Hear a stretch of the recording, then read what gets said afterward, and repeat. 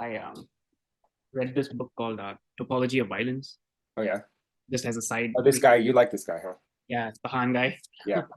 But it seems like I haven't read any Foucault, but after reading this and I just like listened to a podcast and the guy was just saying like if you've read Foucault, then you don't need to read this guy. Yeah, well, that's probably true. I mean,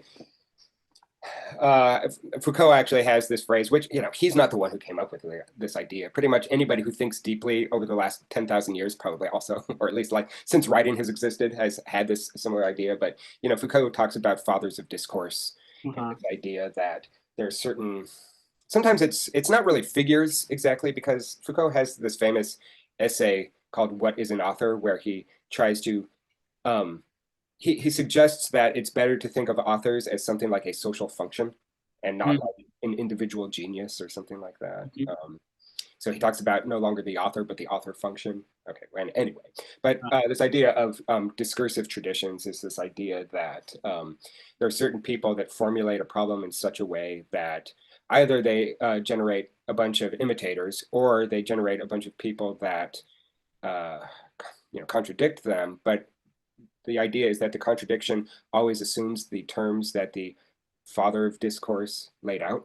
In other words, like um, if we're arguing about, like let's take the renters law as an example. If we're arguing about some ambiguity in the renters law, we're both accepting the parameter of the disagreement.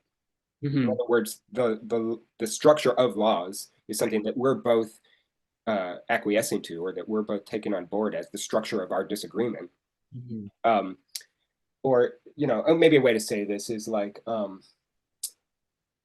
so there's a guy, a composer that I knew who didn't like Lachenmann that much. He was kind of a minimalist composer or whatever, and so he accused Lachenmann in writing music that's all about the noises that happen in between the notes. Mm. That was really just uh, in accepting the terms as classical music lays them out, but just turning them on their head. Right. And then his idea was that, Philip Glass is actually just totally doing something different.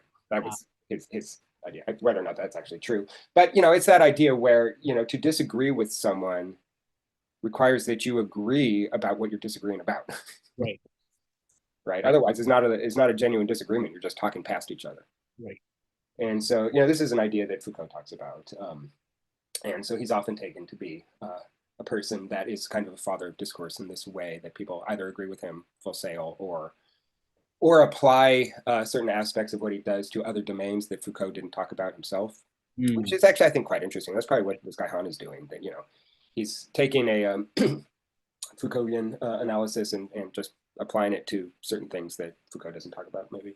Yeah. Although Foucault talks about violence a lot, so I'm Yeah. not sure exactly what Han is contributing there. Yeah. But He's even just people that disagree with Foucault very often will be disagreeing in a way that fundamentally accepts the terms that Foucault lays out.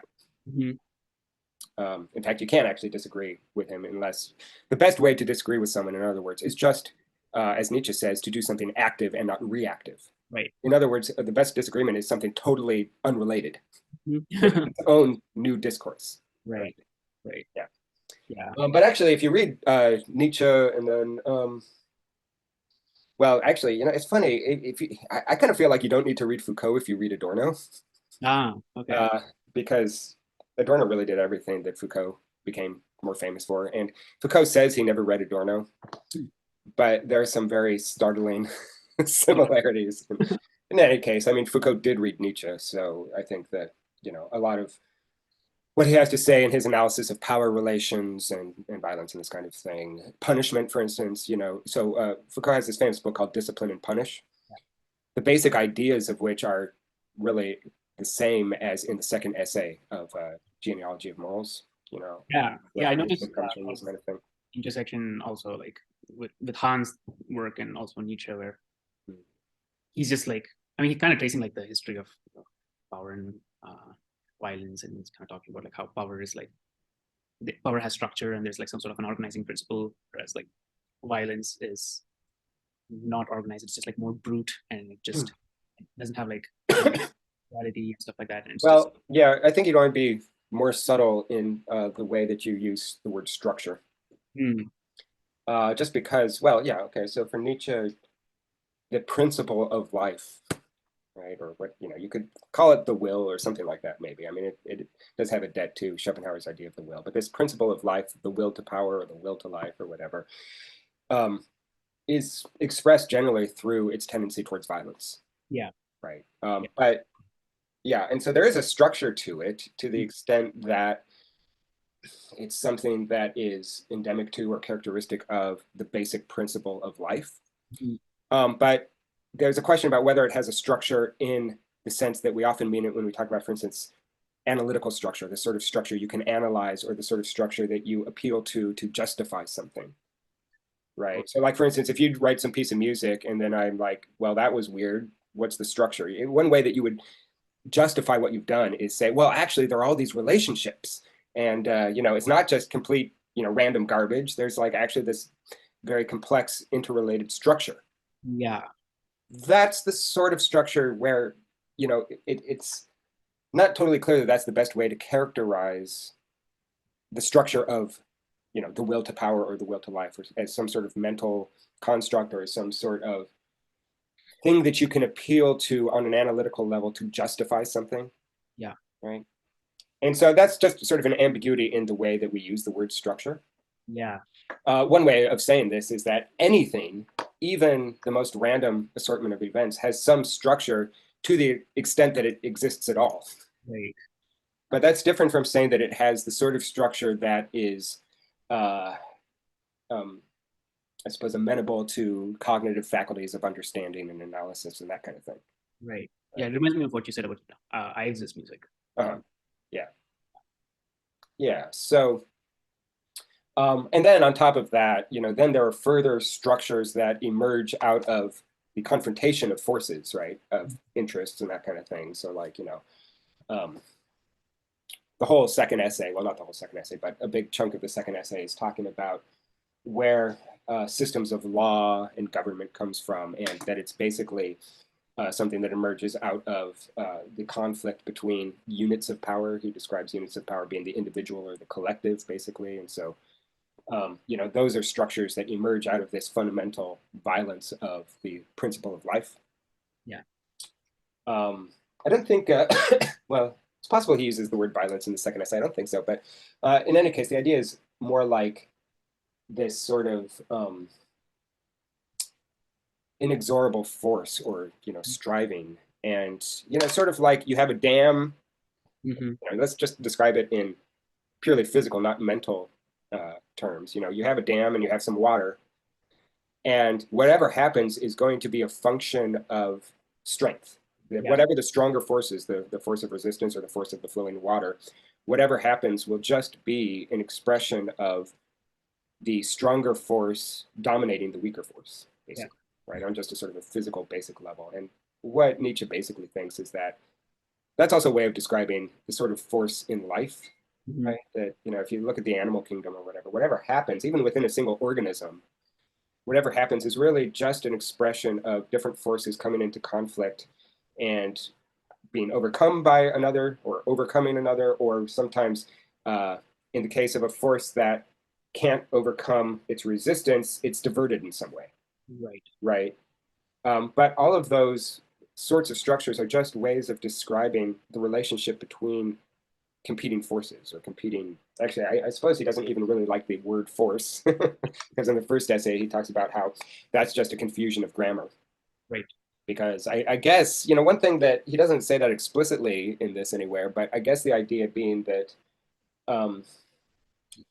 to talk about forces in conflict with each other is mistaken simply because, or this is my interpretation anyway, to talk about forces in conflict with each other is kind of a mistake because at the level of the will, everything is one. Right? I think that there's probably some Schopenhauer influence there. Yeah. And that you think about forces in conflict, the reason that that is a confusion of grammar is because then we're thinking of forces as somehow something like an agent, like an individual mind or an individual actor that is somehow in conflict with other individual actors, and that's just a confusion of the subject-predicate structure of language, that really it's a single self-contradictory unity or something like that. I guess probably. Also, this is where are you talking about the part in the first essay where he's talking about the subject and Yeah. I think a suppressed premise there is that he's thinking about this in the context of Schopenhauer's idea of the will as a self-contradictory unity, a unity that's always in tension with itself. Yeah. Because otherwise, I don't see why forces would be another example of a confusion of the subject-predicate structure. Right. Unless you think that, well, I guess maybe nobody in the natural sciences, Newton or anybody else, thought that forces were somehow conscious. So to go to the original critique that he has, so the subject predicate structure is what gives rise to the illusion that we have a self that's separate from our actions, right? That's the first part of it. And that makes a lot of sense because we can think of a self as conscious as thinking about what action to choose. And so there you can see that, yeah, okay, there's an agency because there's some kind of mentality, there's some kind of consciousness to the subject, right, to the agent. But if you're talking about it as forces, then he says, and the same confusion is in the natural sciences when they talk about forces. Right. The only way that I can make sense of that is if he's saying that, because nobody thinks that forces are conscious or making choices or have free will or anything like that. So the only way that I can make sense of that is that he's assuming basically Schopenhauer's notion of the will as being unified, but in conflict with itself. And that to talk about forces in conflict with each other is like talking about agents in conflict with each other, instead of thinking of it all as some kind of unity that is in conflict with itself, right? Otherwise, it doesn't really make a lot of sense because forces aren't really agents in the natural science, in the natural sciences, in the way that someone with free will is an agent, right? In any case, though, to comment on what you said about the structure of violence, that's, I think, basically what's going on, that violence is a way of describing the fact that the principles of life involve forces that overcome each other or are overcome by each other or divert each other or whatever into new sorts of forms, into new sorts of structures and that kind of thing. Yeah. And that presumably all derives from the character of the will itself, and that the idea of talking about violence as involving forces in conflict with each other is itself a sort of illusion because it's really just all one thing that's in conflict with itself. Yeah. Something like that. But he talks about, what does he say? He says positivization of violence and power as opposed to like the negativity of violence and power. And he's talking about like how like today's like 2023 or whatever, like there's positivity happening everywhere. Positivity. Do you have a specific section? Because the word positive can mean a lot of different things in different contexts. Oh, that's from this book. Sorry. Oh, I see. That's from that. Yeah. And I'm trying to like. Well, even there, I haven't read that book, so I don't know anything about the context. But you know what positivism is? Are you familiar with that term? Well, I didn't know what the term meant before this book, but from what I'm gathering from this book, it's as though it's like more detrimental. Well, just a second. This is I don't know that he's using the term positive in this way in the book, but in general, positive is a word in philosophy that has a bunch of different uses. So there's the everyday meaning, which is that it's good. Right. So it's a sort of evaluation, something's good. It has the further philosophical meaning, which I think you already know about, which means that it is something like an assertion instead of a negation. Something being positive means you're actually asserting something instead of taking it away, right? But then the final, or another big use of that word in philosophy involves the movement in philosophy known as positivism, which is something a little bit different. And positivism basically, so it sort of starts in the 19th century with people like Auguste Comte in France, and it's mostly its most famous version is in Anglo-American philosophy. Well, actually Austrian philosophy. So there's this group called the Vienna Circle in the beginning of the 20th century that mostly emigrates to America to escape the Nazis. And then in the 30s through the 50s in American philosophy, positivism has a really central role. And positivism is basically, there are a lot of different versions of it, but it's basically the idea that what exists, or at least what it's useful to talk about, are facts and not values. That so positives generally accept the fact-value dichotomy, that values are really just a further fact, which is that human beings have certain emotional reactions to the world. And so it's this idea that there is nothing in the world that is good intrinsically. There's nothing, in fact, to talk about value is actually sort of a mistake, which means to talk about any branch of philosophy that necessarily involves value, like ethics or aesthetics, is not real philosophy. Right? It's just maybe literature or poetry, or and in any case, kind of bad poetry, because most of it's not very poetic, right? So it's a very sort of fact-based approach to philosophy. It also goes under the name of logical empiricism, which basically holds that really all philosophy should be involved in investigating are, one, scientifically verifiable facts, or falsifiable facts, or relationships between logical ideas, logical structures. Okay. So that means that it's a branch of philosophy that usually thinks of the world as basically quantifiable. Right. Because, it really kind of disregards the qualitative domain of experience. Not that it says that we don't have qualitative experiences, but just that there's nothing useful that can be said about it. It actually doesn't deny that values exist in the world. It's just that what it says is values may exist, but there's nothing that can be said about them. And so why waste your time with it? Or perhaps why, it's basically saying that we're doing philosophy, and philosophy is not poetry. Philosophy is not art. Philosophy is not religion. Philosophy is about logic and facts. I see. That's basically a summary of positivism in philosophy. And so, says it's reinforcement of the same. He says like positivism leads to like the reinforcement of the same, as opposed to like negativity, which means that there's some sort of another. Well, I'm trying to like lead this to Nietzsche's idea of bad conscience. Oh, okay. Who did you say criticized it? Han is basically saying Han. Oh, okay. He's saying positivization just leads. Well, that's Adorno. Okay. That's Adorno. What Adorno basically says is, that excessive attention to facts, or the excessive and unfounded belief that values and facts are separate.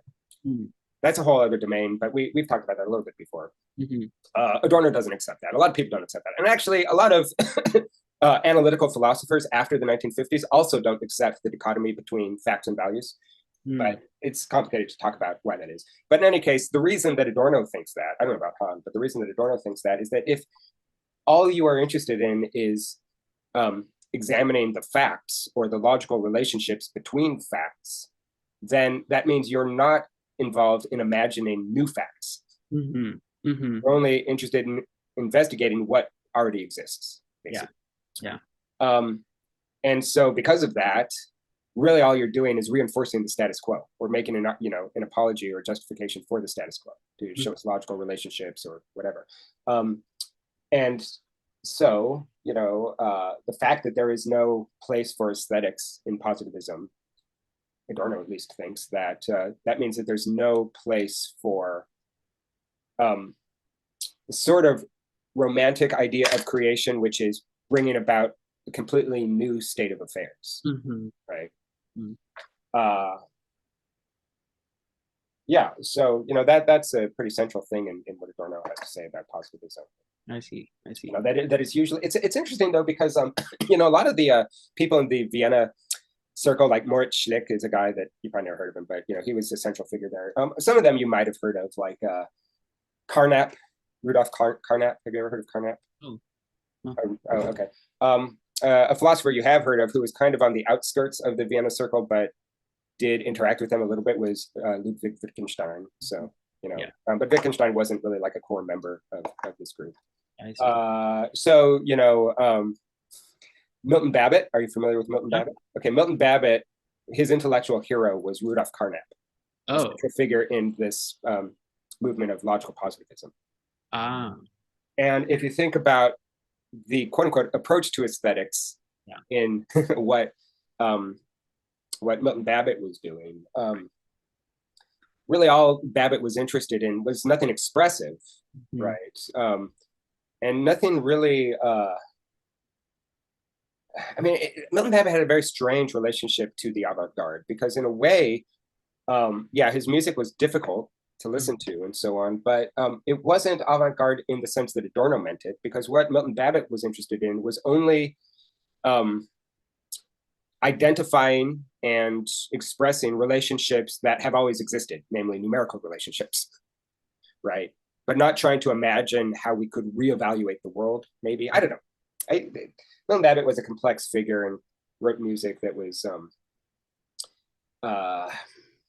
had a complex relationship to the status quo, I have to say. I mean, it's not like it was status quo in the way that we normally mean it, like, you know, the way that the pop music industry is kind of status quo or whatever. You know?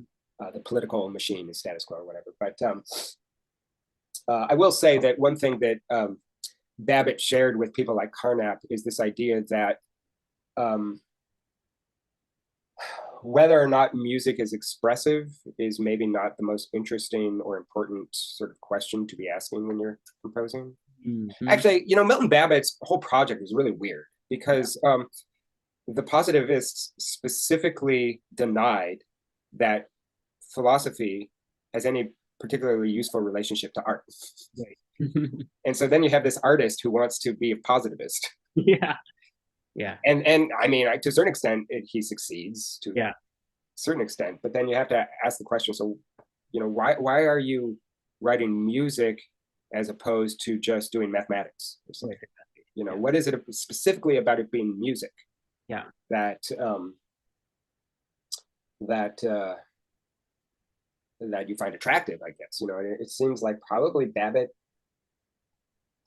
Anyway, there's a tension at the heart of what Babbitt's trying to do, because really what he's trying to do is do something logical or mathematical or whatever, but the fact that it's expressed in music seems to suggest that he's also thinking about aesthetics and whatnot. Although I don't know, you know, another way to characterize that kind of tension is to look at Wittgenstein's Tractatus, the Tractatus Logico-Philosophicus, which is about as, how shall I say this?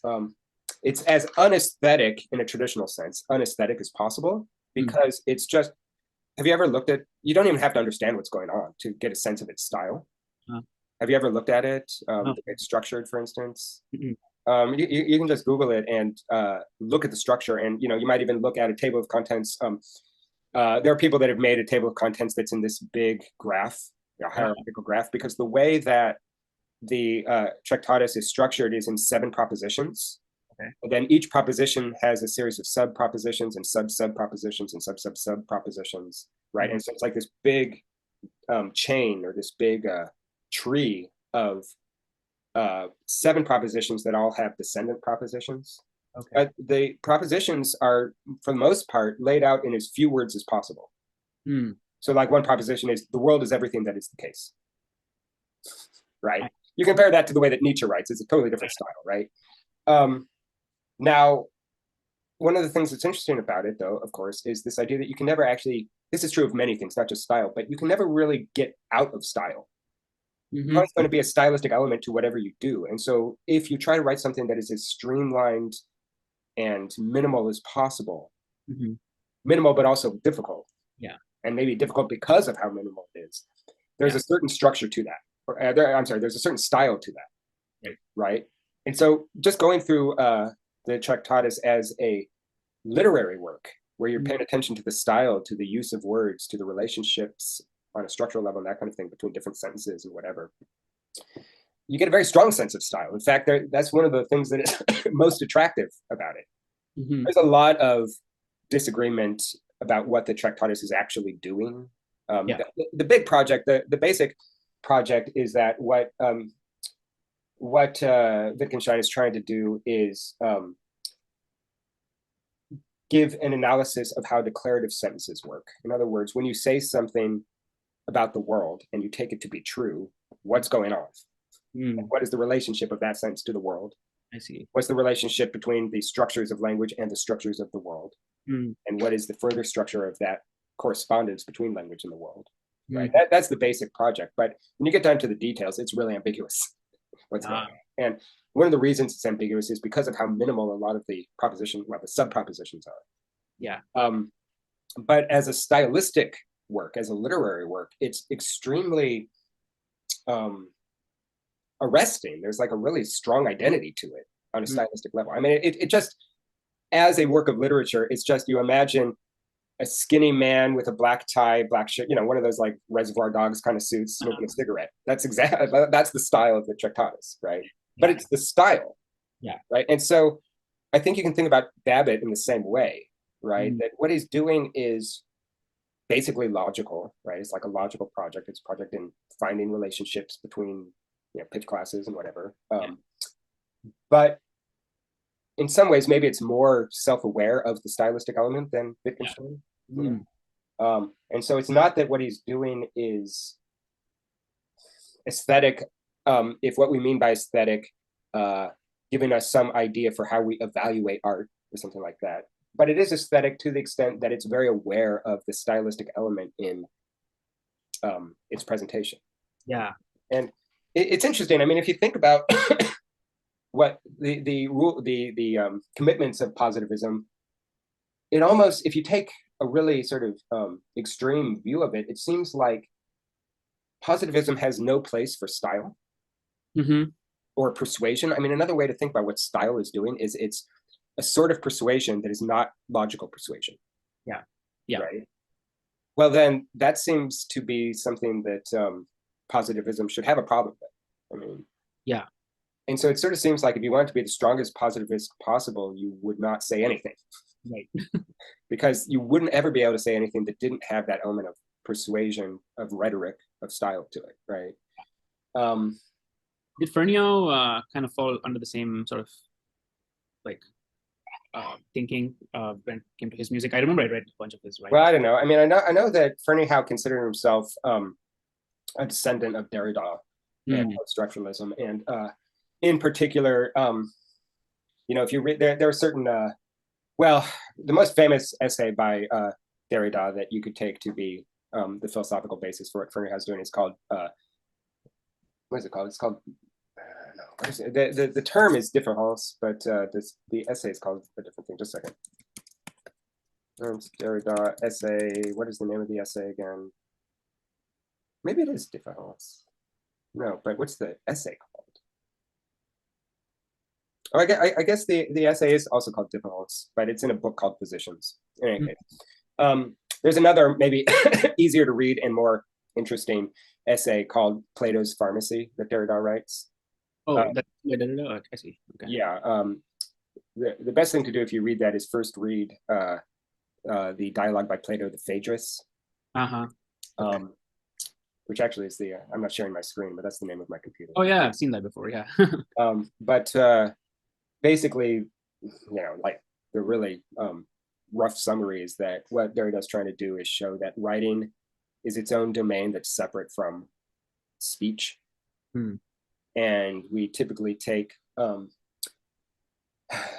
so the way that Derrida says it is, the basic idea is that traditionally, I don't think it's a particularly persuasive point, but traditionally the idea is that with Socrates, for instance, the spoken word is taken to be the more real version of language, right? Writing is like a supplement to actual language, which is spoken and performed and that kind of thing.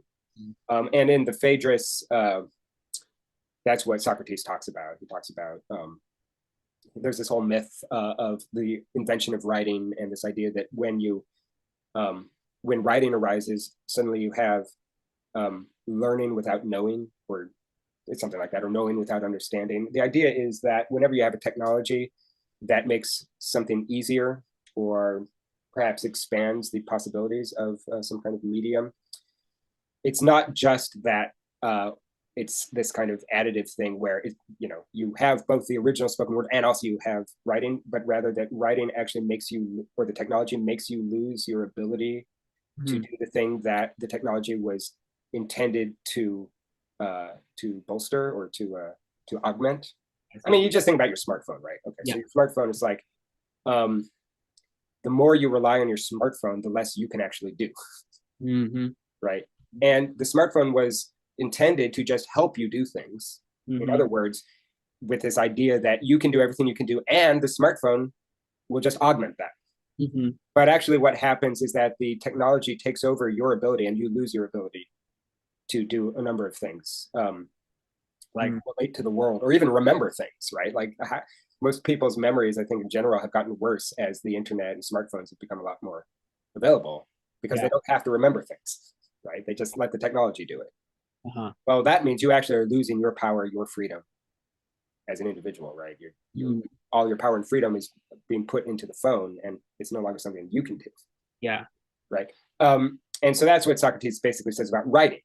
The relationship to knowledge and communication on a verbal level changes when writing comes around, and now we no longer actually have to remember things or even think through things, right? We just let the writing do that for us. That's basically the idea. And so Derrida is saying that the traditional, at least from Socrates, the traditional idea is that the spoken word, spoken language is like real language, and that writing is like a fake version of language that actually detracts from the power of language, makes us less knowledgeable. We know less when we are surrounded by writings because we don't have to actually think through things. We just, it's written down and then we forget about it. Okay. That's the idea. And then what Derrida wants to say is actually that's wrong. Writing and spoken language are two totally different things. And he has this famous example with this word différance, which this doesn't really work very well in English. I guess it kind of works. Difference, but spelled with an A, diffference. Okay. And what he wants to show is actually in spoken language that you can't tell the difference if I say difference and difference, but you can tell the difference when it's written. And the point is that it's supposed to be a counterexample to the idea that written language is somehow just a supplement to spoken language. Because here in written language, you have something that spoken language can't do. You can't actually differentiate between difference and difference, the one spelled with the E and the one spelled with the A, but you can in writing. Right. And so Derrida wants to show actually writing is its own domain unto itself that has all sorts of things it can do that spoken language can't do. And there are limitations in writing as well, but that is basically just to show that they're really two different things. That's the basis for Ferneyhough. So that applies to like the score and the music. I see. So the score and the performance, right? And the idea is that, Derrida wants to say, actually writing, we should kind of cherish it as not just a lesser version of spoken language. We should actually cherish writing as a totally different medium from spoken language. And that's something that Ferneyhough talks about, this idea that the score is, in some sense, actually its own work that's separate from the performance of the score. Right. It's not that, and we usually think of, in the traditional sense, that what's real is the performance. And the score is just a way to help you get to the performance. Right. And what Ferneyhough, a la Derrida, is trying to say is, no, actually, it's not that the score gets you to the performance. The score is just its own artwork. Performance is its own artwork. And maybe they have some surface similarities, but there's not some sort of deep metaphysical relationship of dependence of one to the other. It's really just like it's a separate domain. So, that's quite different, by the way, from what the positivists want to do. In fact, in some ways, it's the opposite of what the positivists want to do, because one of the main tenets of positivism, and this is something that Wittgenstein specifically says in the Tractatus, is whatever can be said clearly. And then Wittgenstein says, whatever can't be said clearly, we must pass over in silence. In other words, things like metaphysics, aesthetics, ethics, you can't actually say it clearly because there's no fact of the matter. It's all just going to be this sort of ambiguous interpretation or something like that. And so maybe there are values in the world, maybe God exists or whatever, but there's nothing you can say about it. And so let's just not. I see. Right. the problem with that, of course, is that there's a big difference between saying maybe it exists, but there's nothing you can say about it, and saying it doesn't exist. And a lot of people that aren't really careful move from you can't say anything about it to it doesn't exist. And that's a fallacy. Right. Right. And the reason for that is kind of logistical, I think. It's basically that if you think that because you can't say anything about a certain problem, you're just not going to worry about the problem, then your life is spent on all sorts of other problems. You neglect that other problem that you can't solve.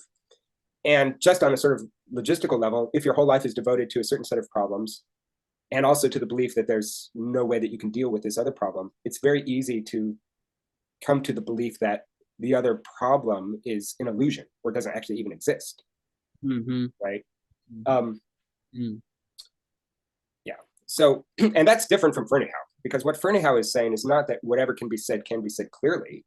He wants to say something like, writing is not about clarity, because if you think that writing is just a supplement for performed language, then you could see how it would be really important for writing to be clear.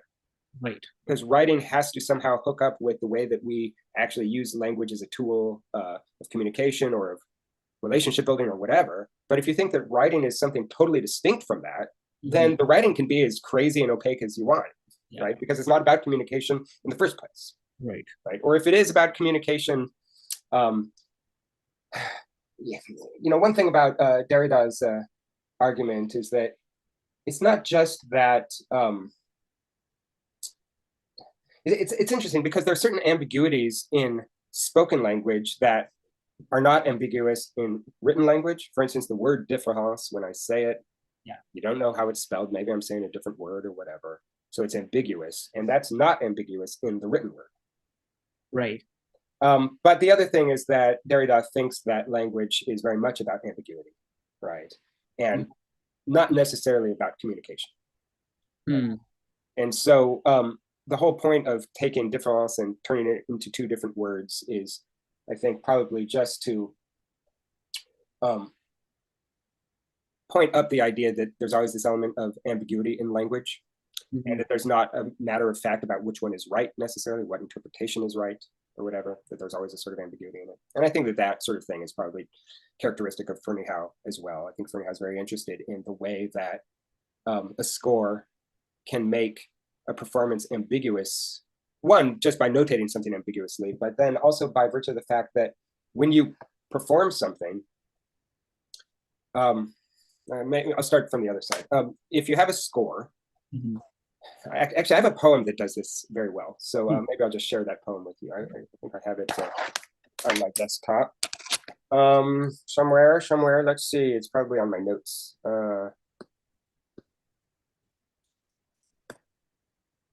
That's not it. Yeah. Okay. So here is. Oh, I'm not sharing my screen. Huh? Okay. Okay. If I can make this a little bit bigger. Anyway, this is a very complicated poem, but just to give you an idea, there are a bunch of words in this poem that have multiple pronunciations and different meanings based on the pronunciations. The central word here is this word. You know that word? No. Oh, it's a word that has, I think, at least 5 different definitions and about 5 different pronunciations. Okay. So it can be pronounced slough, slew, slough, slough. That's 4. Slow. I don't think it can be pronounced slow, but in any case, if it's slough, it means to discard. If it's slough, then it's like a marsh. Yeah. If it's slew, then it could be a marsh, or it could be like a bunch of stuff, like an inundation.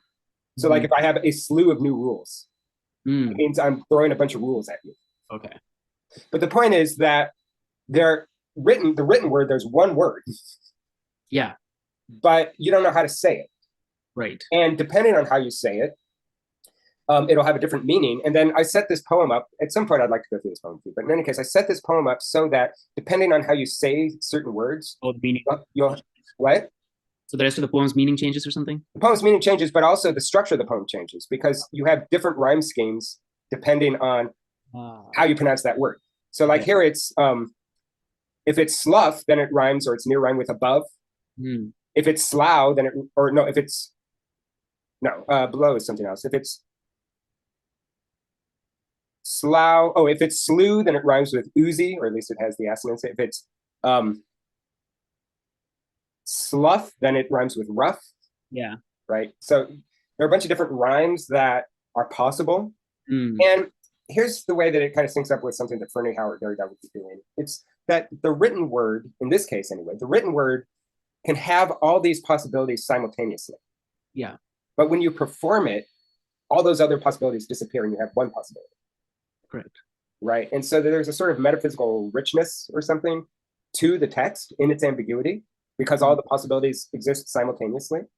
Uh-huh. But as soon as you read the poem out loud, turn it into language, then you have to choose one way to pronounce it, right? And so that's kind of similar to what Ferneyhough does in his scores very often, right? Where you have material that can be performed in a bunch of different ways because there's no way that you can respect all of the parameters at the same time, for instance. So you choose certain parameters, or for instance, even if you don't have the choice, even if it specifically says, no, you have to do all of this stuff at the same time, it's so complicated and difficult that it's never actually going to be the same each time. But that's just the same sort of structure because it's this idea that something that's impossible to do when you actually bring it into material reality, you've sort of destroyed all of the various ways that it might have been otherwise. Right? In the text, something that is impossible, like, I don't know, I wish I had a score for how right in front of me, but, like, let's say that I don't know, let's put it this way. Let's say that I have an impossible double stop on a cello or something. Yeah. Well, it's only impossible when I try to play it, but in the text, it's there. Yeah. Right? Actually, a better example is maybe Ives and the unanswered question. The unanswered question is really interesting because the score and the parts have a discrepancy. Oh, okay. And the discrepancy is really interesting. I'm not sure if it's the sort of thing that Ives planned, but it's so interesting that it seems like it must have been planned. But anyway, the discrepancy is in the last note that the trumpet plays. The score says C and the trumpet part says B. Maybe it's the other way around. But in any case, it's two different notes. And one of them will be consonant with the final chord. The B is consonant with the final chord, and the C is dissonant, like by a half step. It's pretty dramatic. It's a big difference in how you end the piece. When you perform it, you have to choose one or the other. Go with the score, go with the part. But as a written piece, those two options exist simultaneously. And they only collapse when you actually bring it into physical reality. It's kind of like quantum collapse or something, like the Heisenberg uncertainty principle. Yeah. The part and the score are in this superposition. Yeah. And as soon as you perform it, it collapses into an actual position. Right. And that's what Ferneyhough's doing also in his scores. And that's, I think, what Derrida is also trying to argue for in showing that not only is the written word not just a supplement for performance, that performance is the main thing, and that the document, the score, that the written word is somehow just a supplement to get you to the performance. No, they're all trying to show that actually the score itself is a much richer world, because you can have multiple possibilities that exist simultaneously and contradict each other. Yeah. And it's only when you try to perform it that you can't have that. Well, that just means that material reality is a lot less rich than the reality of the score. Yeah. Right. Seems like there's a little bit of a gap that I'm not getting between Derrida and what Ferneyhough is doing. So if you take the word difference and the way it's pronounced, it's, let's say that's like absolute, or there's like a fixed way of doing that already in the world. And then when you write it, you can write it using E or A. Yeah. But with music, or like Ferneyhough's music, there's no absolute representation of what the piece is like in the world prior to the, you know what I mean? Yeah, I don't exactly know what you mean. Let's see if I'm paraphrasing it correctly. For music, the piece doesn't exist until it's written, so the performance always comes after the score or something like that. Is that what you're saying? So there's no absolute version of it to compare it to, because it doesn't exist, unlike the word difference, which already exists and we know how to say it. And yeah. but I don't know what came Well, first. but you're not analyzing language and music at the same level of analysis. If you're talking about a word, you should be talking about something like the note C4 or something. Does C4 exist independently of some piece that uses it? Probably we'd say, yeah. I mean, yeah, right. Now, the fact that it's C4 or B sharp 4, when I play it on the piano, at least, you don't know the difference, but I can write it differently, right? Yeah. You know, that's the same level of analysis. Right. And so, alternatively, to analyze language at the level of a piece, well, then you'd want to say that, yeah, I mean, let's talk about it in terms of fiction. That would be most obvious. I mean, the book Finnegan's Wake doesn't exist until the book or the story Finnegan's Wake doesn't exist until the story Finnegan's Wake is written. Yeah, of course. Right. But that's not really the same level of analysis. I mean, I think that music and language are the same at the higher level or at the lower level. Right? Anyway, you know, you had asked about whether or not Ferneyhough comes out of this tradition of positivism, and I'd say not really. In fact, in many ways, he's kind of contrary to some of the beliefs of the positivists, which is a way of simply talking about how different new complexity and serialism actually are, right? I mean, I think they are actually quite different at that philosophical level. In fact, maybe they're totally opposites, because one thing that positivism is interested in is clarity. Yeah, but clarity is not what new complexity or deconstruction is interested in. I mean, right. It is to a degree, but the contribution is to explore the richness of ambiguity. Right. So ambiguity is a central value of deconstruction, or it's not a value, it's something that Derrida wants to show as something that is intrinsic to any medium, right? To have this idea that you could have a totally clear medium that had no room for ambiguity is actually to distort the medium. Yeah. Because every medium intrinsically has some degree of ambiguity. And if you think that getting rid of ambiguity means you're making the medium more clear, actually what you're doing is making it less clear because you're distorting it. Yeah. Right? Yeah. Anyway. Well, we didn't talk about Nietzsche. We should probably, you know, I did the reading just last night, so it's fresh in my mind. But yeah. I think well, I just marked some you want to just like, I don't know how I don't have anything until like, you know, I'm at home today, so I can take a little bit of time if you want to just at least run through your summary of the second essay or whatever. The second essay has some pretty complicated sections. I think it's generally more complicated than the first one. Can you address? What's that? Can you address the ones that? Oh yeah. Maybe. It's right around 10 and 11 that it's that is complicated. Okay, the idea of mercy and. What's that? So the idea of mercy and how are you talking about that section? Yeah, yeah, basically. I'll stop my share for now. Can you though maybe give me a little bit of summary so I can see what you took from it, especially 10 and 11, but maybe give me a little bit of context too. Yeah, so I think the thing that I maybe maybe kept coming back to is like this idea of conscience and bad conscience, and sort of like I mean he kind of mentions this in the first essay about like man against man, and about how man kind of was like ashamed of his animalistic instincts or like his active self, and start coming up with all these like reactive maybe concepts in order to maybe fit better in a community and not kind of get like exiled or something.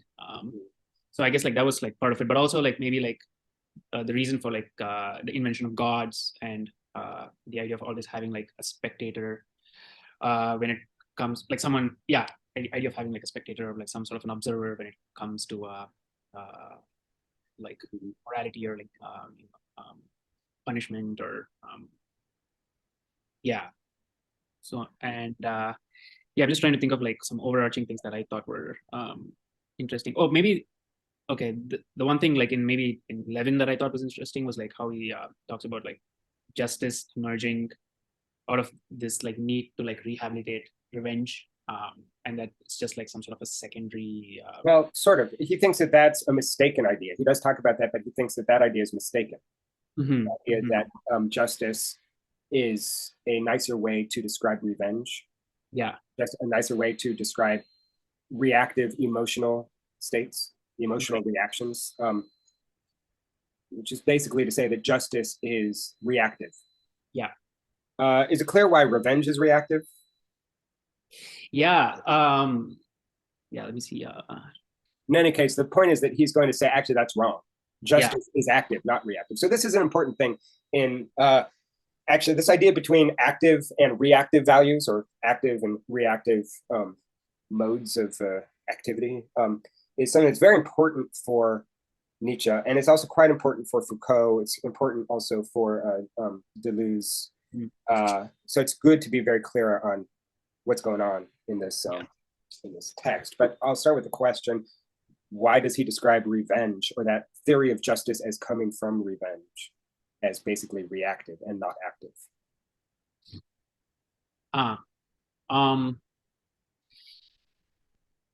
I guess in order to institute law, we're just thinking about it on a basic level. What happens when you seek revenge? Why do you seek revenge?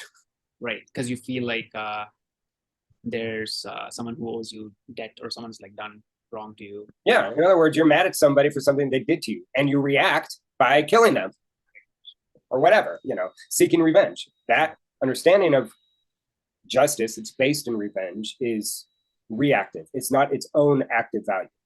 Right. Not its own active, it's not activity, it's reactivity. So somebody does something bad to you and you react. Yeah. And so he thinks that understanding of justice comes out of ressentiment, or resentment, and but he thinks that that's false. And this is really important in an interesting moment in the essay, or in the essay, but also in the whole work, where in the first essay, he's talking about how resentment basically comes out of the priestly caste, or priest-like cultures like Judaism and so on, and that it's based in hatred. And Christianity, as a sect of Judaism, is really just the ultimate resentment. Mm-hmm. Christian love is actually based in hate. Yeah, because the Jews and early Christians or whatever were oppressed, and they didn't have good lives, and so they made up this fantasy about how they're actually the good ones. Okay. Then what he says in the second essay in section 11 is that today resentment is something that anti-Semites say. Right. Yeah, that's where I was like, what's going on? Yeah. But think about, so maybe instead of anti-Semites, I'll just use the example of Ron DeSantis. Oh, you know who Ron DeSantis is? Oh, you don't? Oh, well, he's the governor of Florida. Oh, okay. He's the guy who's like trying to stop woke in its tracks, and he wants to run for president and everything. Oh, interesting. Okay. Maybe you're not that interested in American news, but yeah. Okay. I don't know if there's a better example that we both know about. So Ron DeSantis, here's something that Ron DeSantis is doing, right? Just today, the news was that he is introducing this bill. They have to vote on it, so it's not a law yet, but he's introducing this bill that might become a law that says that all of the public universities in Florida, they are not allowed to talk about race or gender or any of this kind of stuff. They're not allowed to use money for any research that would study, inequality. They're not allowed to have committees or any kind of initiatives that use the words inclusion or equity or diversity, this kind of thing. And he wants to make that a law. How is that reactive? Right. How is that resentment? That's basically the argument that, or the claim anyway, that Nietzsche is making here. Uh-huh. He's talking about anti-Semites, but you could say the same thing about anti-woke, people, not people who are anti-woke because they think that there's a fundamental problem with the theories or this kind of thing, or that, people don't actually understand the theoretical foundations of woke culture. They just sort of perform wokeness without really understanding what's going on. That's not the sort of anti-woke that Nietzsche's interested in here. He's interested in the reactionaries people like Ron DeSantis. But how is that resentment? How is that some sort of form of resentment? Well, I think they are sort of maybe jealous, or they realize the fact that wokeness or extreme left-wing ideologies have sort of taken over in terms of like how strong and prevalent they are in media, and you might want to say amongst the younger, like, I don't know, TikTok generation. Yeah, exactly. So in other words, there's a movement. Yeah. Maybe wokeness starts in a form of resentment, perhaps, but it gains momentum, it gains strength, it gains power and force to the extent now that it creates resentment in the parties that it is trying to overturn. Yeah. Right? Yeah. Well, so then you can see how resentment is actually something that is also characteristic. In fact, Nietzsche says today it's characteristic of people that are anti-Semitic or anti-woke or whatever. And to the extent that really all they're doing is this sort of revenge. You know, Ron DeSantis wants revenge for all the power that woke has accumulated. Right? How does he do it? Well, by just trying to pass these stupid laws that aren't actually addressing any problems. You know? Yeah. So that's that part of the claim. Resentment is actually something that the status quo also can express or experience. Right? He compares this guy Düring. Yeah. And well, I guess Düring says the beginning of justice is to be found in the sphere of reactive feeling. Nietzsche says no, it's to be found in the realm of active. Yeah. So why does he say that? What's the argument exactly? Yeah, so to get the full argument, you kind of have to go back to section 10. Section 11 is kind of a continuation of 10. Oh yeah, so I guess section 10 is, if I remember, so this idea of mercy, where let's say the strong ones are so strong that like even if some harm is done to them, they can withstand it because you know, they're like that much stronger, and they don't really suffer from like maybe whatever little harm or whatever harm's done from like the lower classes or whatever. So they can kind of develop almost this idea of like sympathy, or and they can kind of like forgive them, saying like, oh, I forget what he says, something about like parasites. Oh, like let these parasites. Yeah. You're strong enough. You don't mind your parasites. Let them do whatever. They're not strong enough to even bother you in the slightest. Right. So, you know, one thing that's interesting here on a structural level, though, is there's a basically dialectical move that's going on, because traditionally, or at least typically, justice and mercy are thought of as opposites. We always talk about them that way, but to, you know, explore the structure of justice and the structure of mercy, justice means following the law, whether or not there are reasons that you might not want to follow the law. In other words, you know, when let's take a judge, and there's some, I don't know, teenager who was maybe in a gang and killed somebody, right? Justice would dictate that regardless of who is in front of me now, if they broke the law, they must be punished. Yeah. But mercy suggests that you can override the law. Even though the law requires me to punish this person, I'm merciful, and I say, you know what, I'm going to let you go. Yeah. So we think of justice and mercy as somehow in conflict with each other, as opposites, basically. Justice is about the rule of law. Mercy is about exceptions to the law. Yeah. Right. But what Nietzsche is claiming here is that there's basically like a dialectical move that's going on, that both justice and mercy, which seem like opposites, are just further stages of development of strength. So the basic idea is something like this, that, you know, justice, and by the way, on a structural level, this is something that he shares with Hegel's dialectical system, and also Kierkegaard. Kierkegaard in Fear and Trembling talks about individuality, community, and then this sort of transcendent individuality. Maybe someday we'll talk about Kierkegaard, but basically what's going on here is that justice is the same thing. So justice comes from strength, because justice is just the ability to punish those who defy you. But that's a very low level of strength. That's revenge, basically, I suppose. You know, it's not necessarily revenge, because it could be some kind of preemption, right? If I feel like somebody wants to defy me, that I might punish them, right? But that's just an expression of my strength over them. Yeah. But as I become stronger, then I'm like that animal that doesn't mind its parasites. Mm-hmm. And so then justice becomes mercy as a stronger kind of virtue, right? So that what we have is strength, which just means I kill anybody that defies me. But then I abdicate my ability to do that to some other body, the state, the community. Now I no longer can kill that person. I rely on the state to punish them for me, right? Mm-hmm. But the state, as it becomes stronger and stronger, no longer needs to punish because it's so strong that any criminal doesn't actually overturn the power of the state.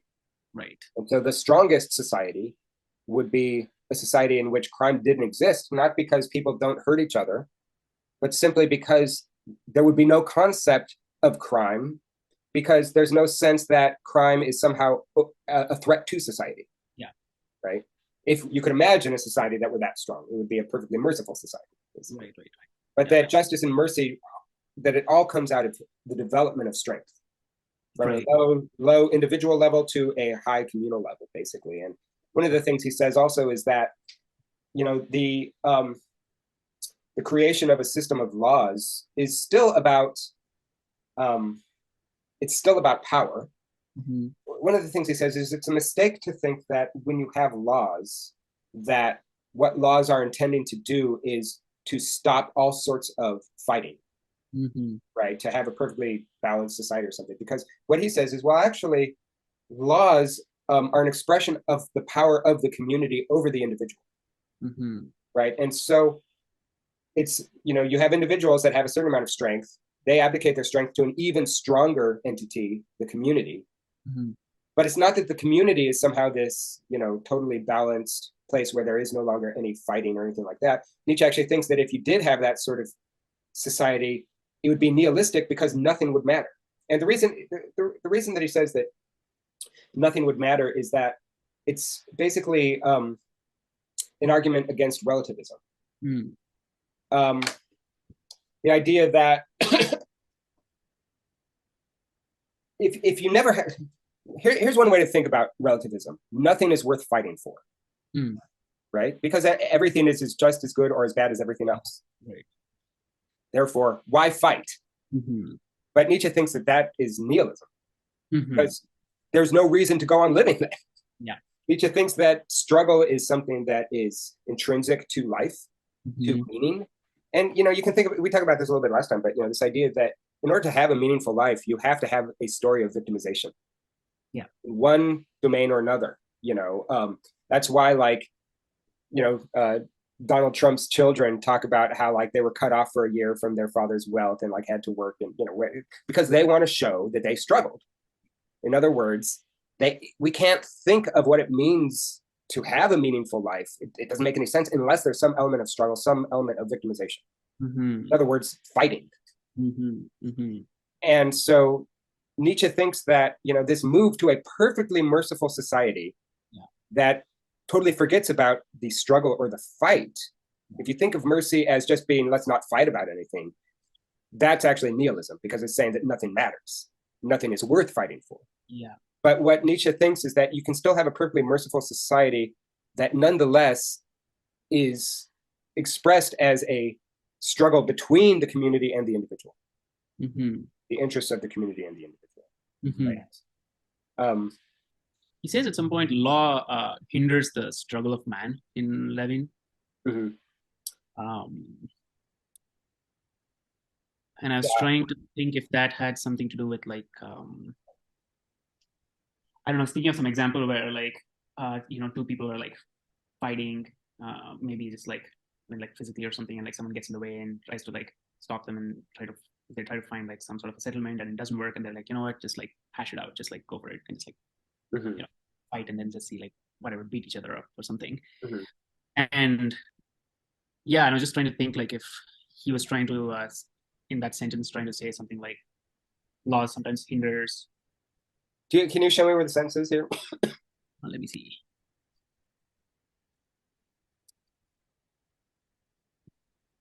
Well, I don't want to waste time looking for that, so why don't I just tell me how the paragraph starts.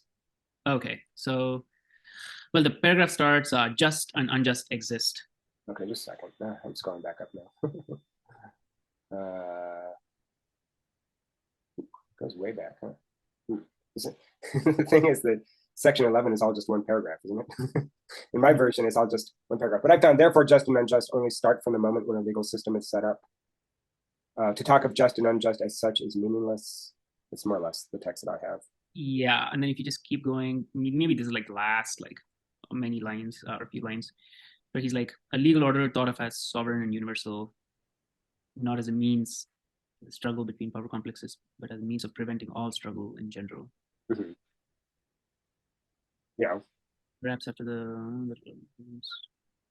every will must consider every will its equal, would be a principle hostile to life. Yeah. Yeah. That's what I'm talking about with a totally merciful society, a totally equal society. Okay. Right? Because no one is punished. There is no concept of crime. Yeah. Okay. If you think of that in terms of the sort of reactive value or the sort of value of weakness or something like that, it's actually saying that nothing is worth fighting for. Mm-hmm. And that's why it's nihilistic. Yeah. Right. Mm-hmm. But yeah.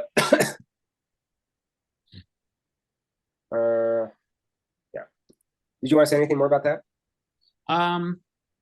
No, I think yeah, I think that it's now clear about like how revenge is reactive and yeah. Yeah, I mean, one thing that's interesting here, and it's easy to get confused because it seems often like either that Nietzsche is contradicting himself, or it's easy to get confused and think he means the opposite of what he's saying, or just understand the opposite of what's there. But basically, the structure is something like this, and it has to do with this dialectical move, right? The idea is that you take any value, strength, any virtue, strength or whatever, and the more you intensify that virtue, or the greater you make that virtue, or the more you make it develop, it passes through a series of phases in which one phase turns into its opposite. Oh yeah, right. This is a really standard thing. Like in the case of technology, the iPhone thing that I was talking about, you think at the first level that technology is giving you more power. But as you abdicate your power to the technology, you're actually losing power. Yeah. And then maybe there's a further stage where all of that is then reversed at a yet higher level. Same thing's going on here with strength and justice and mercy, right? You have strength, which in the first level is simply your ability to fight and win, I guess, right? To punish those who do wrong to you, or to prevent people from doing wrong to you, or whatever. But as you get stronger, you lose that ability. It goes to the state. So now you have less power, but you have more power because you're a member of the state that is able to punish people for you. Right. But then the state itself then reverses to its opposite, wherein it becomes so powerful that it need not punish anybody at all. But so you see how this is all just further expressions of increasing strength. Yeah. So you would think it's the same value, right? It's the same virtue, and it should just be getting stronger and stronger, or in other words, further and further away from its opposite. Right. But the expressions of the increasing strength actually come into opposing structures, right? So, and this is a really standard element of dialectical thinking, that you intensify a single virtue, a single value, a single interest, and it expresses itself in this sort of spiral of opposites. I see. In that case, would you be saying that like as the society keeps getting stronger and stronger, it's actually detrimental to the individual at that point? Because yeah, it is detrimental to the individual understood as just an individual. Yeah. But it's not detrimental to the individual understood as an individual member of a society. But the thing is that one thing that Nietzsche is pointing out further here is that, okay, so you get so strong that now the society doesn't even need to punish people. But that, if you're not careful at least, can turn into its own sort of weakness, nihilism, because nothing is worth fighting for. Everything is just as good as anything else. Yeah. If you're perfectly merciful, it's sort of like saying that nobody is worth opposing. Yeah. Right? In other words, even though we might not agree on a factual level, we don't think it's worth fighting for. Mm-hmm. In other words, we don't believe our values strongly enough to defend them. Mm-hmm. And so then you would ask the question, well, maybe relativism is your strongest value. But then, it's one of the weird paradoxes of relativism. Relativism is not very good at defending itself against tyranny or despotism, because presumably despotism is just as good as a situation where you say everybody's just as good as everybody else, including people that are despots. Well, but then the despot's going to take you over, right, and turn you into something else. So that mercy goes from strength to its own sort of weakness unless you're able to maintain some kind of fight. I mean, you could actually think of this, we're talking about in kind of mythic or moral terms, justice, mercy, but you could also think about it in terms of democracy. Yeah. Right? If you think that democracy, it's not really relativistic, but it has something sort of similar to relativism. Everybody gets the same vote. Yeah. This kind of idea, right? And so what happens when you vote a dictator into power? Yeah. Right? It's the same kind of thing, right? Mercy, if you understand it as a form of relativism, then it's actually really weak and it's not able to defend itself as a value. So then you have to think of a way that a merciful society could be thought of as the sort of thing that nonetheless can defend its interests. Yeah. And that's where mercy understood as strength should be understood as the war or the fight between collective society and the individual. Right. Yeah, Han brings this idea of freedom when he talks about this thing where we were just talking about the society that becomes like really strong and it's this like linear progression, and then he is saying like when society reaches this point where they don't bother with the individual kind of like turns inward towards himself, and this is like one of the reasons why there's depression, because there's no like other identity. It's just like about the self. And I think we kind of spoke about this about depression, like the pandemic and stuff a little bit, but yeah, it's a little bit different in the way you're describing it, because the way I was talking about it had to do with the idea of struggle. But presupposed in the idea of struggle is that there's a me and a not me. Yeah. You can't struggle if everything's just you, or if there is no you. Yeah. There has to be the structure of self and other for struggle to even be possible, right? Yeah. And one thing that I suppose happens is that if the individual is made so powerless that they can't actually affect society, that I guess they're still aware, they still have a sense that they have a life and consciousness and everything. So, but what's happened is that the other is gone. There's not anything to fight against because the other is just too strong. Yeah. Perhaps. Something like that, maybe. He says like the other is like invisible right now. Like you don't know in terms of like power structures and stuff. Like it's you don't really know who's in control. It's kind of like calling like a call center when like you have a problem with your phone or something, and they just keep transferring you from like one person to another, saying like, oh, maybe this person can help you or whatever. And who's in charge? The chain of deferment. Yeah. I guess. I mean, I will say that one thing that is true of pretty much any social movement is they always have to have an antagonist. And so very often they'll invent an antagonist. It might be that, the way that the Republicans don't like immigrants or whatever. And so that, or the Nazis didn't like the Jews. They turned some random or arbitrary group of, some social group into an enemy that they blame for everything, that they scapegoat. But I think that any social movement too, sometimes there are legitimate things that you would want to fight against. But I think very often, in my Ives class, we're talking about Thoreau and John Brown. John Brown was this guy that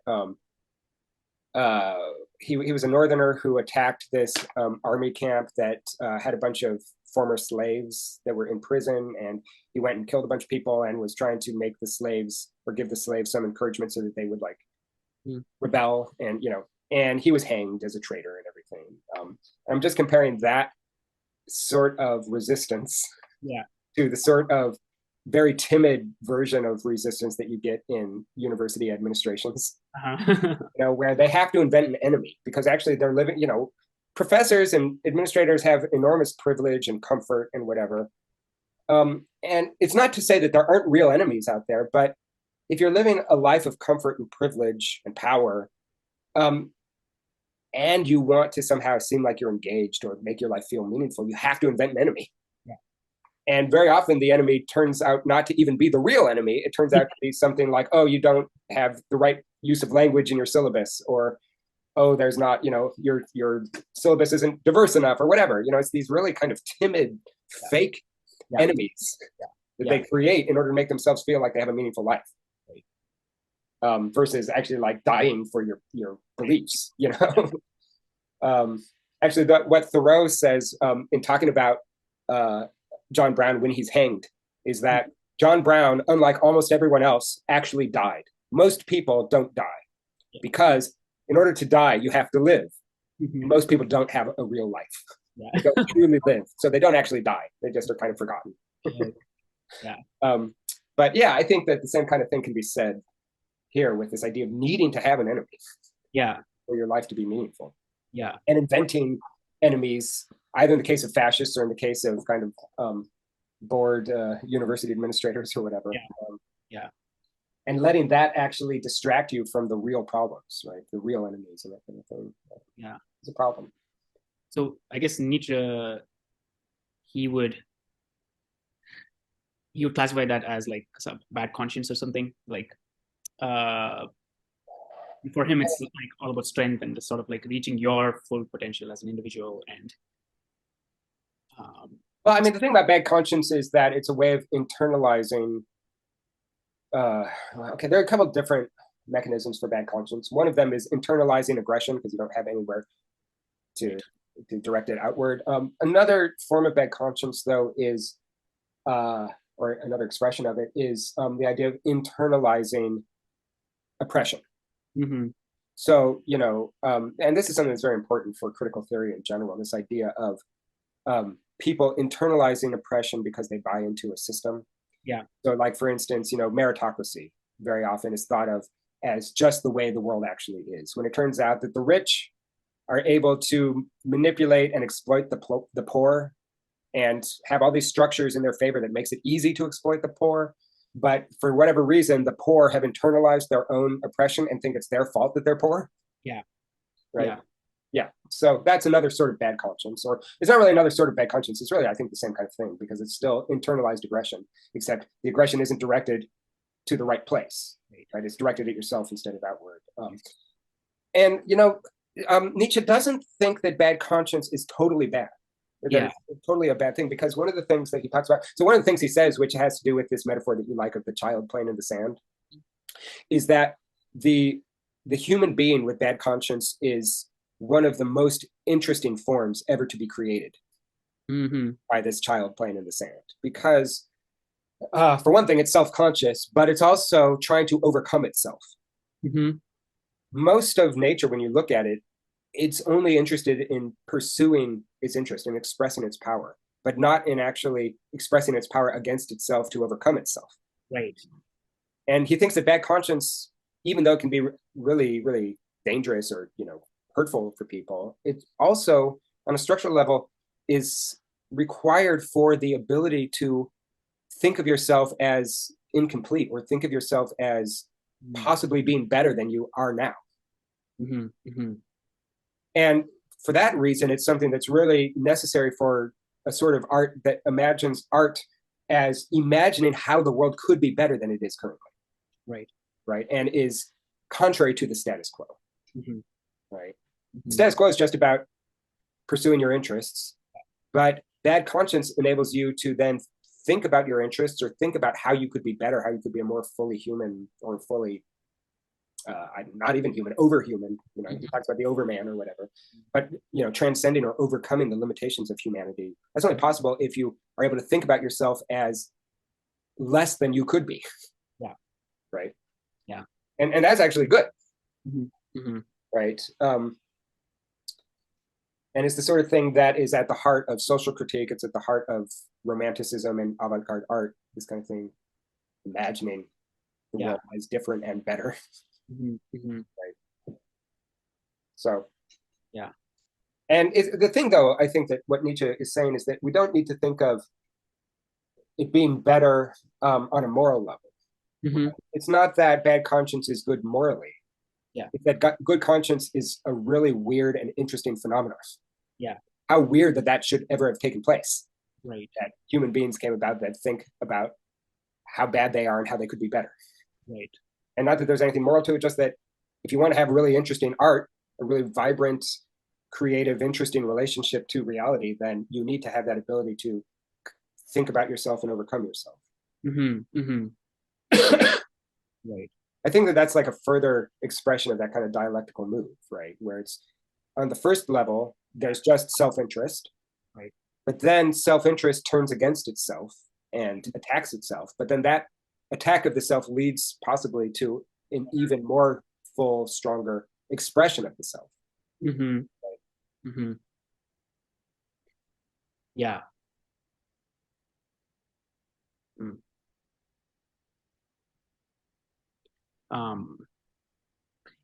Yeah, and then maybe, yeah, I think you already spoke about the purpose and origin of punishment getting mixed up, and how utility. That section is pretty complicated because really what's going on is a critique of science. A critique of silence? Of science. Oh, of science, yeah. Is it clear what's going on with that critique of science? The idea of usefulness and purpose. Right. And cause. So we've got three things. Actually, usefulness and purpose are kind of the same thing. Right. You know, they're two sides of the same coin, but you've got purpose and cause. And he's saying that very often scientific or psychological accounts mix these things up, the cause and the purpose. Mm-hmm. And I don't think that that's really true so much today of actual science. I think it's true more of popular science or the way that people think about the role of science in the world. Mm. But this idea of purposes as being mistaken for causes, was that clear? What's going on? Yeah, like, yeah, where, and I think this is also maybe going back to the idea of the subject and whatever expressions that kind of stems out of the subject. Why is that? Oh, I just mean like, if you think something has some sort of a utility, mm-hmm. that doesn't answer to how it originated or why it originated. So yeah. Well, okay. I think probably it's better for you to think about it. Hopefully you remember some things about Kant. Right. Kant actually makes the same kind of argument that Nietzsche's making here. Although Kant has a way of saving purpose because he thinks that ethics and morality actually taps into reality, mm-hmm. and that the final purpose of the human being is the moral life. But actually, the human being as an expression of nature mm-hmm. Finds the fact that a human being as an expression of nature finds its purpose in morality means that nature finds its purpose in morality. Right. Right. So Kant has this way of saving purposes is actually having something like a causal role. So, the thing about cause here to keep clear is to think about the four causes of Aristotle. Do you remember what those are? Oh, yeah, I've written it down here. No, actually, I've written down something to do with laws. No, I don't think I have it here. Okay, so there are four causes from Aristotle. There's the material cause. Let's take some object, any object, this pencil. How can you explain the existence of this pencil? Well, there's some material it's made out of. Something brought that material together. There was some, like some person or some machine or whatever used force to bring the material together. And the material was formed by these forces in a certain way, in as much as it has a structure to it. So like the design. So you can think of the material, the actual force to create it, the design of it or the structure of it, and then finally its use. What is it? How is it used? What's its purpose? Mm-hmm. And that's the final end or the final cause. Okay. And so in natural science, for the most part, in mechanistic science, say, Descartes, Newton, and so on, there's this idea that we can really only talk about material causes and efficient causes. In other words, matter and forces. All that exists, matter and forces. That's Newtonian mechanics at an axiomatic level, right? Then there are certain sciences like biology and information science and this kind of thing that say, well, no, actually, we do have to talk about form as a cause as well. Because if you want to explain if I want to explain this only in terms of material causes and efficient causes, then I can't ever get to the concept book, because it's not just that there's a bunch of ink that was produced in some way out of some material. There's also a specific form to it, a structure to it that's important to understand. But in any case, 2 or 3 of the Aristotelian causes have a role to play in science, but the one cause that doesn't have a role to play in science is the final cause, the purpose. In other words, the intention, the sort of conscious intention behind the design. What science suggests is, because we have no way of, running an experiment to show whether or not there is a divine conscience or that there's some kind of consciousness in the universe. We just think of the universe as basically random. And things come together in structures. Matter is formed by forces into structures. So that's 3 of Aristotle's causes. But the one cause that science is not equipped to answer is the question of purpose. In other words, why has this happened? Right? And so what Nietzsche is saying here is that certain psychological accounts mistake the efficient cause for the final cause, the purpose. They think that the purpose is actually the efficient cause. Right. In other words, that there was some use or some, I guess use is the best word, that actually enabled certain evolutionary structures to occur. In other words, why do humans have language?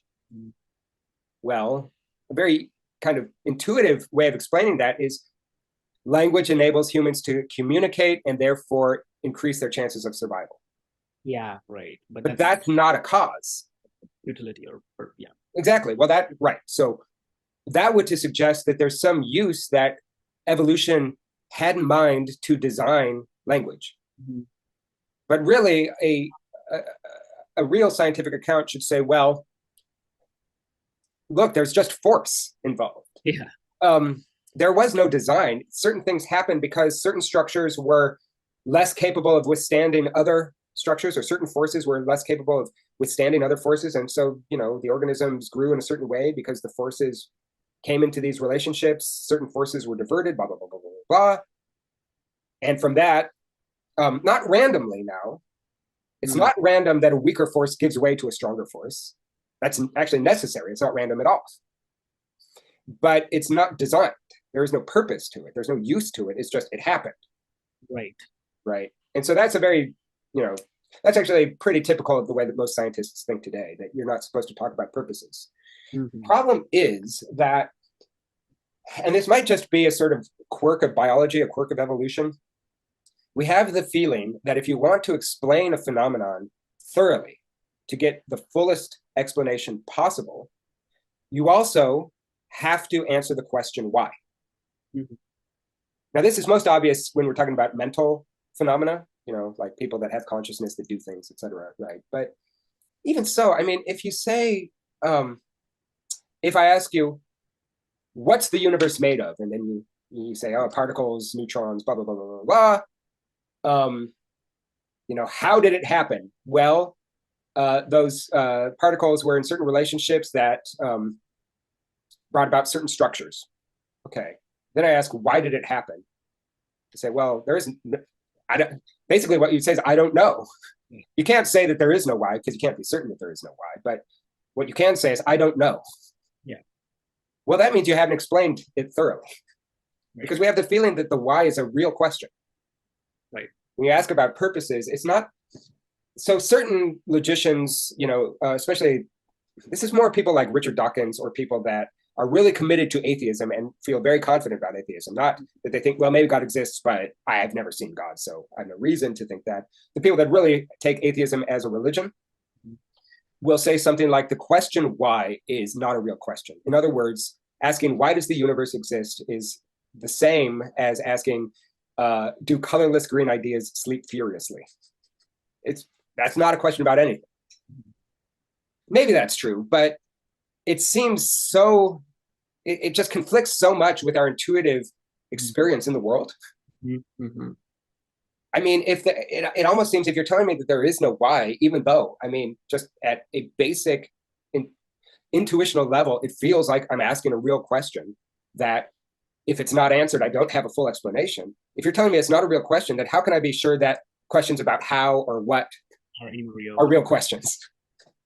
You know, and so one of those sort of strong atheists is in a situation where they really have a bunch of intellectual commitments that just are very in tension with the way we actually experience the world. And it sort of raises the price tag, basically, of that sort of position. If you think that why is not a real question, then you're not justified in thinking any of those other questions are real. Mm-hmm. Mm-hmm. So that's basically the heart of what Nietzsche's getting at. I think that Nietzsche probably is, well, Nietzsche's weird in his relationship to atheism, because he talks about atheism.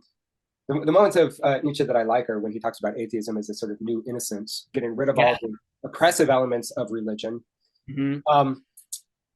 But I think that Nietzsche is sophisticated enough to know that the basic impulse in humanity for religion, for some kind of spiritual consciousness, or this sort of desire for something more than just meaningless facts, the desire for meaning is so powerful that